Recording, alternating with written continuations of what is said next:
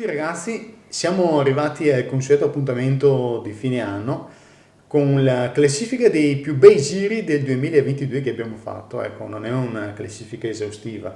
Quindi direi di partire subito al 10° posto, le Tre Cime di Lavaredo. Questo è uno dei più bei posti al mondo, il vero e proprio simbolo delle Dolomiti, e proprio per questo è molto affollato durante le vacanze. Il trail in discesa che abbiamo fatto è bello, ma purtroppo in alcuni punti è stato divorato dalle frane.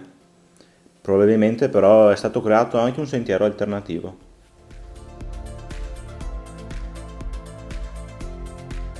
Al nono posto abbiamo il giro Lavarone-Luserna. E l'ultimo video pubblicato è un giro che praticamente ruota attorno alla Valdastico e che regala panorami bellissimi oltre che un trail finale esposto e particolarmente avvincente.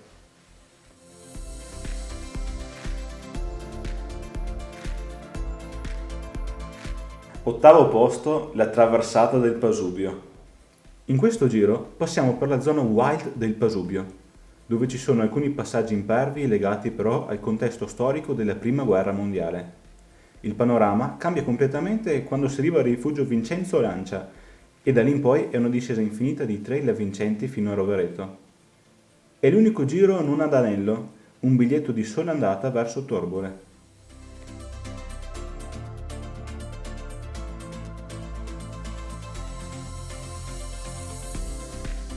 Settimo posto, Pau e Monte Cengio.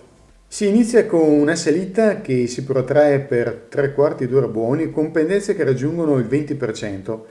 Tutto viene ricompensato da panorami che si perdono sulla pianura padana. A tratti si percorre un sentiero della Prima Guerra Mondiale. La discesa del Monte Cengio è spettacolare, esposta e panoramica.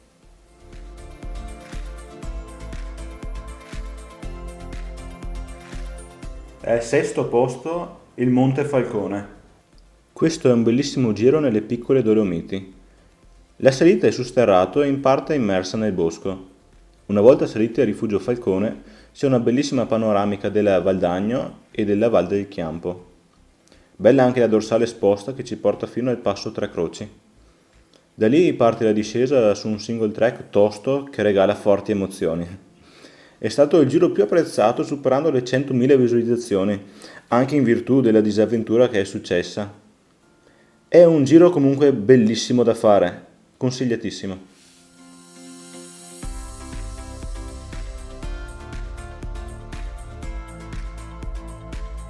Al quinto posto, Epic Tour della Grande Guerra. La salita in alcuni tratti raggiunge pendenze inaudite, ma a un certo punto diventa un bellissimo single track esposto.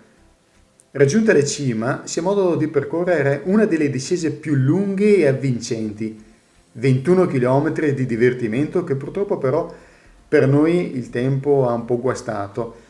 È un giro epico che merita assolutamente di essere fatto.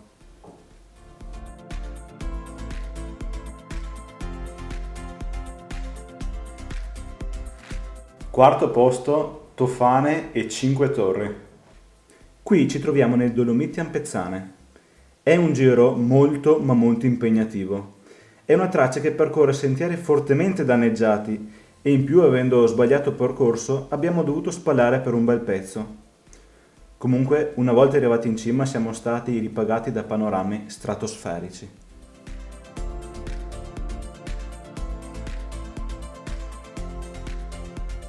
Qua siamo zona podio, terzo posto e abbiamo i 5 rifugi. Qua ragazzi si vede il paradiso, siamo sempre nelle Dolomiti Ampezzane e a ragione negli anni 90 era considerato il più bel giro al mondo. Non presenta difficoltà tecniche a parte una discesa ampia su fondo un po' smosso. Tutto il resto si percorre su un'ampia strada forestale. È un giro che sicuramente merita di essere fatto almeno una volta nella vita.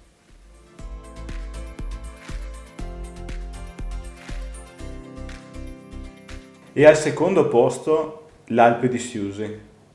Qui siamo sempre nelle Dolomiti e si parte subito col botto, scendendo dal bike park fino a Canazei.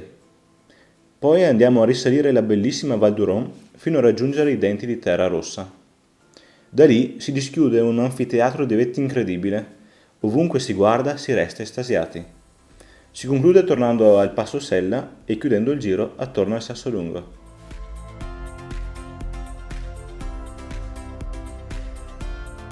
E al primo posto abbiamo il giro Tremalzo sul lago di Garda. Partendo da Riva si percorre la bellissima ciclabile sospesa fino al limone del Garda. Da lì si entra nell'entroterra fino ad arrivare al rifugio Tremalzo. Ed è da qui che inizia un vero e proprio show. Una vista spettacolare sul lago che chilometro dopo chilometro diventa sempre più grande. La forestale lascia il posto a un trail avvincente spettacolare che sbocca a Punta Laraci, da dove si gode una panoramica unica e quasi totale dell'intero lago di Garda. Si conclude percorrendo la bellissima Ponale fino a ritornare al punto di partenza, Riva del Garda. Bene ragazzi, con questo noi vi salutiamo e vi ricordiamo che in descrizione sotto ai nostri video potete trovare anche la traccia GPX. Praticamente sotto al video premete su altro, dove si aprirà la descrizione del video, poi ancora su altro che espanderà la descrizione e sotto potete trovare due link a seconda di dove andate meglio a scaricarla. Con questo è tutto e noi ci vediamo alla prossima avventura. Ciao!